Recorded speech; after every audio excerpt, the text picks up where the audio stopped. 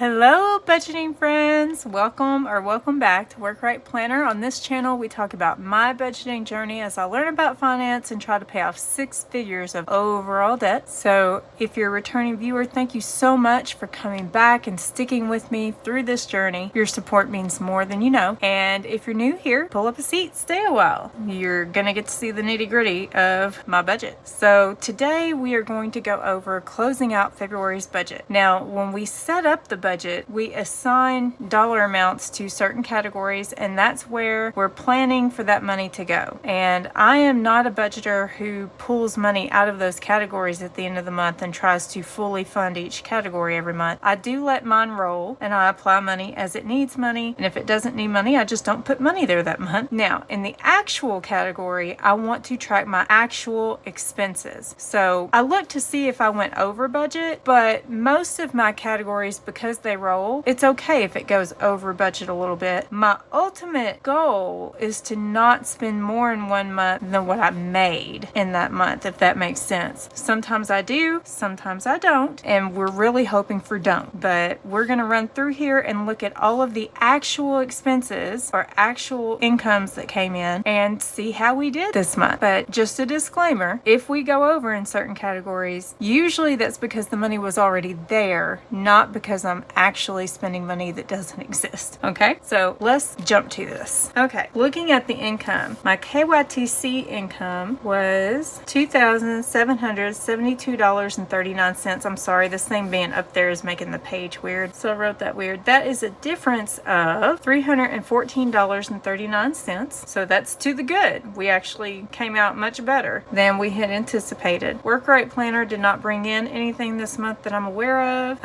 so no deposits made there. And then I did have $528 reimbursement for money spent on my protein supplements that I have to get. So that's $528 higher than what was expected. But that brings my total income for the month of February to $3,300.39. So we're looking pretty good so far. We're higher than what was expected. Let's move on to the fixed bills. Okay, so now that you can see the income, let's just move on to these and knock these out real quick. For accident insurance, that one is always $23.75, so we're 25 cents to the good. Oh, hold on a second. Sorry about that. I don't know when I will come across it, but eventually something's going to be over budget. I needed a red pen. So, okay, the bank fee is $3. I know it's ridiculous to pay a fee to have a bank account these days, but I really like my bank, so I'm willing to pay $3 for them to help me. Okay, Canva is $12.95, so that means that I'm 5 cents to the positive. Car insurance was $88.19. Now why that went up, I don't know, but it's okay. So that is actually over by $10.19. The car wash, my share was $25. Cell phone was $74.79. Now I don't know why this went down, but I'm sure glad it did. $22.21. Electric, my share was $67.23. That's one of those bills that I share with Eric, and so I don't pay the full bill. I just pay according to what our percentages of income is because his income fluctuates. So this is $17.77. HP Instant Ink is $12.71. That is 29 cents to the good. My share of Hulu is $3.28, so that's 72 cents to the good. Internet is $17.98. That's $8.02.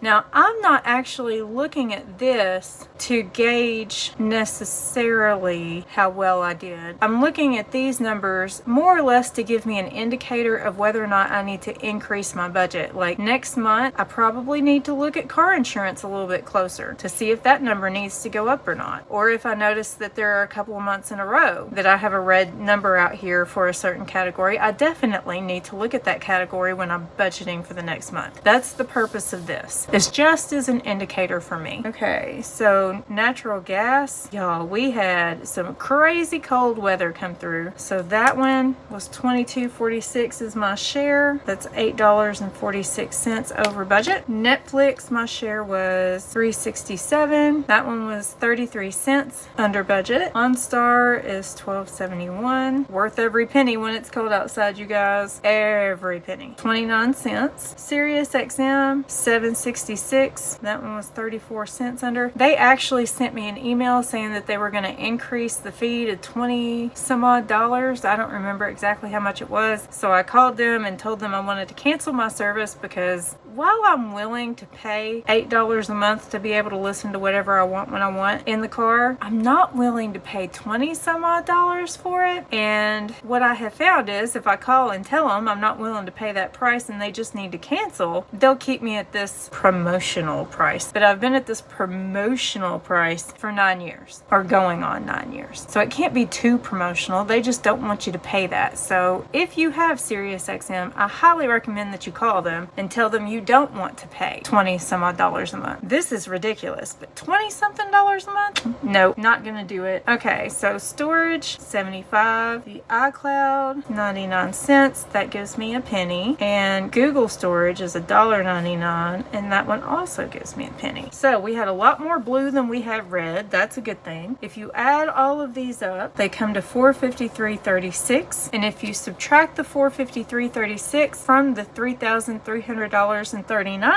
that we had in our income for the month, we have $2,847.03 left as we move over to the variable expenses. So what we spent in variable, $30. Y'all, I got me a diffuser and a satin pillowcase. We will see, because I'm a curly headed girl and they say that this stuff will help. I don't know. We will see, but I got them. So that was $10 over, but I do contribute to that when I can. So that money was there. You guys have seen that in the sinking funds. So we're not overly worried about that. Clothing, we spent the $14 on Calvin's inserts. So we were actually $6 left in that fund out of what was put in it this month. Eat out. If you notice, you'll see some of these have color on them, and it's because I had to go into my transaction log to see, you know, what all had been earmarked for eating out or for gas and oil so that I could actually tally them up. So eating out, my share this month was $85.91. So we were actually over by $17.91. That is not the worst month we've ever had, but I would still like to see it stay within what we've budgeted. So this is still a category that we're going to be working on, and this one is largely the reason why we haven't overspent down here, because something has to cover that, right? Okay, so Erica envelope, I didn't spend anything out of, so I'm just gonna do that. Gas and oil, I'm back in the office now, but I didn't start back in the office until the middle of the month. So $66.41. We shall see how this goes on going forward, but for now I had $83.59 that could kind of hang out and chill there for when I have to start going back and paying for all the gas. Groceries, we actually did fairly good on the groceries, but it's because we went over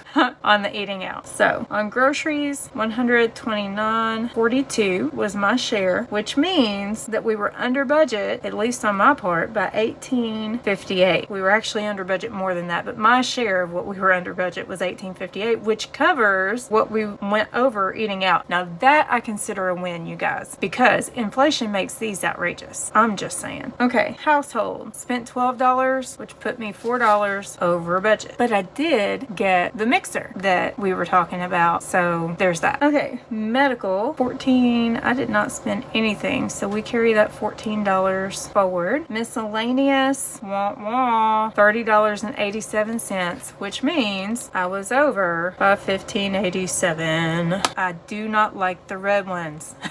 I just don't. I know that the money is there for that one. I know that the money is there for that one because it rolls over usually. This one, the money is there, but I don't like to spend it. I just don't like to spend it, you guys. Okay, so overspent. We don't ever actually spend out of overspent. That money is there to apply to other balances like that one and that one. So it gets absorbed by these other categories that are already accounted for. So I just marked that one as nothing. Pet care. We did not actually spend any money on pet care this month, which I thought was weird, but I think it's because we bought the pet food at the end of January, and I think it just, because February is so short, it just happens to be rolling over at just the right time. We'll have to go get something soon. Toiletries, we did not spend anything out of toiletries, so that $7 is going to go forward. So, you know, that's a good thing. When you add all of these up, you get $368.61, and when you subtract $368.61 from $28.47, $2,703. We are left with $2,478.42 as we go over to the sinking fund. So let's do that. Okay, I think I've got this as close as I can get it without cutting anything off. So we'll do this side, and then when I go to this one, I'll make it smaller or closer. Anyway, so for the anniversary, this is going to be real easy. So we did not spend anything from anniversary, nothing from appliances, nothing from the litter robot. 18, 6, and 12 are just going to come down. Now for bereavement, we did spend $6. So that one broke even, but at least we had the money there, right? Because we just started this one. The rest of these, until we get down to Valentine's Day, are all going to be,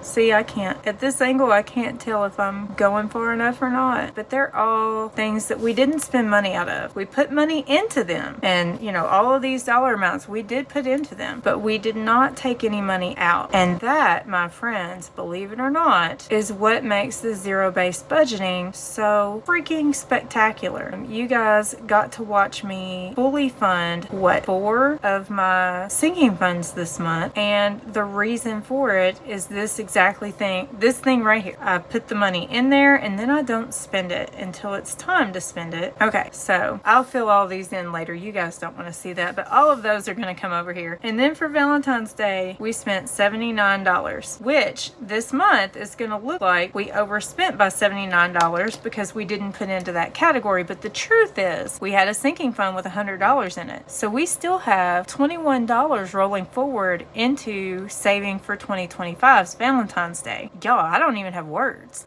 for how spectacular that is. So I highly recommend sinking funds. I highly recommend allowing the money to roll forward, because that would have been a really big hit this month, you know. And if we had budgeted $79 for Valentine's Day so that we could go out to eat in this one month, then we would not have had, you know, the money for the wedding plus $5 towards something else. You get what I'm saying? So I really do like it this way. We have not spent anything on the wedding yet. So 79 plus 6 is 85. 85 out of the $2,478.42 that was left after the variable expenses leaves us with $2,393.42 as we head toward debt. So let's squeeze in a bit. Okay, now here in the debt is where things are going to get a little weird looking this particular month. And if you were with me during my debt progress video, then you already know what to expect right here, because we had gifted money that we threw toward this that is not my money. And I guess I could have written it in as income, but it wasn't my income, so I don't necessarily want to put that here. But it's going to make these numbers look a little weird, but that's why. And we'll figure that up down here at the bottom so that you can see the difference that made. But okay, so Capital One, we did not budget because there shouldn't be anything on there, but I did end up having to pay $29.34 because, as it turns out, there was an automatic something or another that hit that card, but I have fixed that. So that will continue to show up in my budget as a zero budgeted amount so that I remember to go back and look at it, because who knows what I've got attached to this card that I don't realize is attached to it because I've been carrying a balance on it. So it's paid off. We will continue to keep it that way. And as I find things that are attached to it, I will address those issues. And the money for this came out of the debt snowball payment. So instead of being able to put all of that toward the Discover card or toward the Murray State balance, I ended up putting it here to pay that off, to keep it paid off. Okay, so Chevy, we paid $215.14, so that's 86 cents to the good. Discover, you guys, my share of the payment that went to Discover, which I broke this according to our percentages of income, but really I put a lot more than that toward this payment, but I'm not that concerned about all of that. So this one is $74.66 higher than I budgeted, but that's okay because that came out of that debt snowball payment. Kia, their payment is $175, so we'll just get rid of that. Kia car, I've got the wrong thing written down here. Hold on. Okay, sorry, I'd written down the wrong amount. $50.71 was my share of that, which was $1.29 under the budgeted amount. Mortgage, $168.26 was my share of that, so $374 under the budgeted amount. Murray State, we did not budget anything, but I paid $6 $16.59, and that is that payment that's going to make things look real wonky here shortly. Wells Fargo, my share was $25.51, which was 49 cents to the good. And then, of course, the debt snowball is actually applied in these other payments. So I'm going to put that 45 there. We're not going to put anything as being spent out here because it's already listed. It's kind of broken out in amongst these. So when you add all of this together, you get $2,490.96. When you subtract that from $2,393.42, we're in the negative. That's $97.54. That is not what I like to see on my budget at all. Okay, let's move on to savings. Okay, so Amazon Prime, I did not budget for it because I already had everything saved I needed until it came out, and it came out. So it was $147, which is what I budgeted for, so that's perfect. I had the money. It's all good. Yes, this is red, but the money was there, so we're not worried about it. Birthdays, $22.91. That is $7.91 over budget, and the rest of these I did not spend any money out of, so I'm just gonna draw my lines to indicate to myself I did not spend any money here. And then the $147 and the $22.91 comes out to be $169.91, and when you subtract $169.91 from a negative $97.54, you get even more negative, $267.45. Y'all, it is relatively heartbreaking to see that negative number there, but the truth is this $16.59 is not included in this budget. So the gifted money, so we're going to take $16.59, we're going to subtract $267.45 and see if that makes us a little happier with life